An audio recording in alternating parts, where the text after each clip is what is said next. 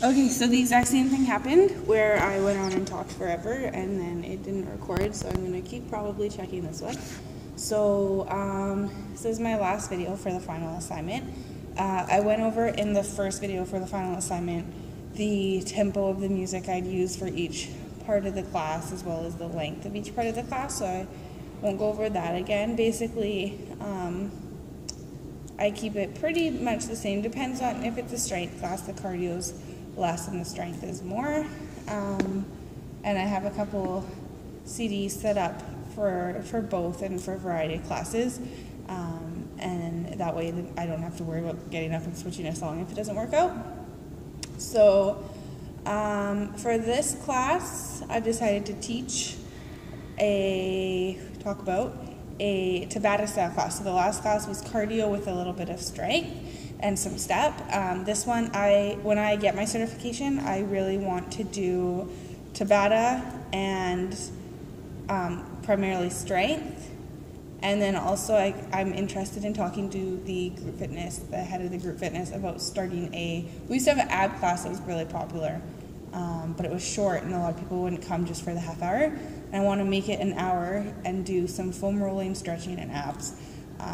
So that's what I'm interested in. So this one's going to be Tabata. So my warm-up would be basically similar to the last video. I would get all the equipment and stations and materials that I would need set up prior to the class. However, if they were all like in the way of people getting a good warm-up in, I'd just push them off to the side so I could quickly pull them out, but I'd make sure everything was ready to go. Once the class came in, again, I'd introduce myself, let them know the kind of style of class, let them know Tabata in case they haven't done it. Is 20 seconds of work, 10 seconds of rest 4 times. There would be 9 stations and 4 people could be at each station. Just making sure it's recording again because it didn't work last time. I've actually now spent 4 hours almost in this room trying to get this thing to work. So we'd start with the warm-up. The warm-up would be marching on the spot, going into high knees, and high knees using the arms, hamstring curls with arms, grapevines. And I also like to try and incorporate what I'm going to be doing in the workout into the warm-up so that they can kind of get a sense of what we're going to be doing. So I might do a couple bodyweight squats, a couple bodyweight lunges, maybe some mountain climbers, and a couple burpees and a couple push-ups. Just all really quick, not a hard workout. Maybe 4 push-ups followed by 4 burpees followed by 8 squats, 8 lunges, and 30 seconds of mountain climbers, something like that, just so they can kind of get used to the exercise and warm up what they'll be working throughout the workout. So with that said, I had the idea of setting up 9 stations. So there'd be 3 rows of stations.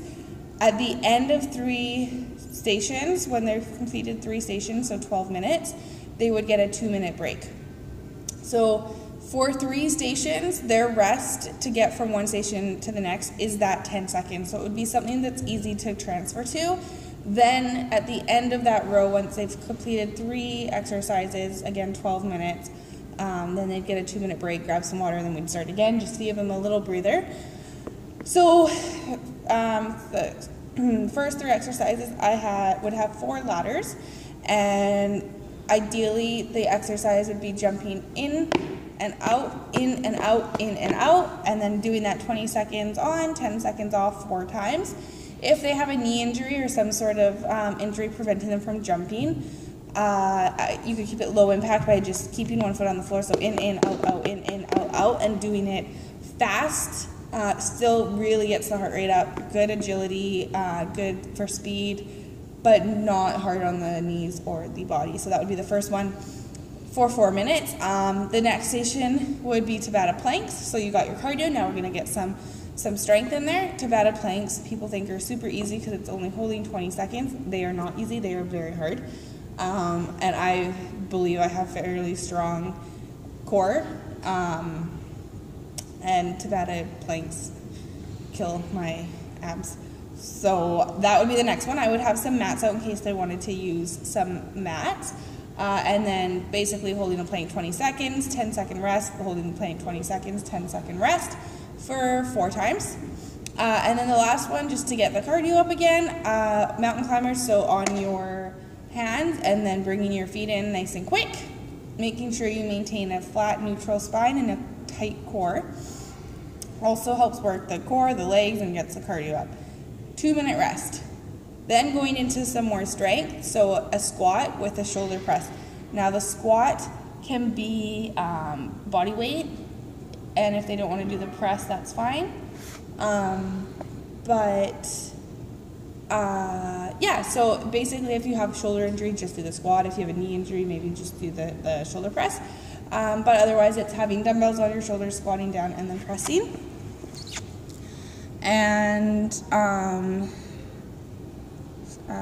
sorry, people just keep looking in here and it's distracting me. One sec. Sorry, I had an interruption. So the squat and the shoulder press. So that would be a strength exercise. So next I'd want to do something that kind of got the heart rate up. So burpees with a push-up. So do a burpee and then push-up, burpee, push-up. Again, if there's some injury preventing them from doing one or the other, they can just do the burpee, or they can just do the push-up, and they can do just a push-up from their knees.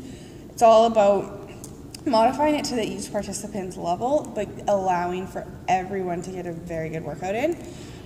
So that would be that station. And then dips, so on your hands and doing tricep dips for 20 seconds on and 10 seconds off to work those triceps.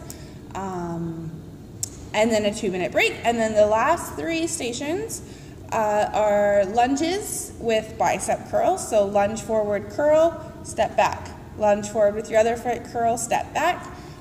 Anything that uses dumbbells, I would set up a very large amount or variety of different weights so that people can use them.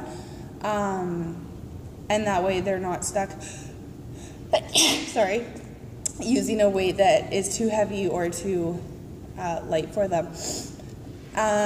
Following the lunges and bicep curls, I would have 4 BOSU balls set up and just doing toe touches. So again, ideally, if you are in top-notch condition and no injuries, you are it's almost more of a jump. So you're jumping, tapping your foot on the BOSU as fast as you can. If you have an injury and it kind of avoids you from any high impact exercise, you can tone it down, make it low impact by keeping one foot on the floor at all times and just stepping up nice and controlled and tapping your foot on the BOSU ball. So that would be 20 seconds on and 10 seconds off.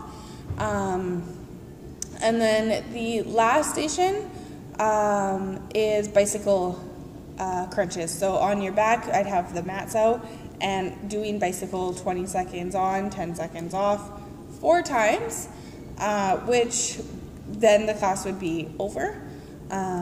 So that's a total of 36 minutes. The warm-up's about 5.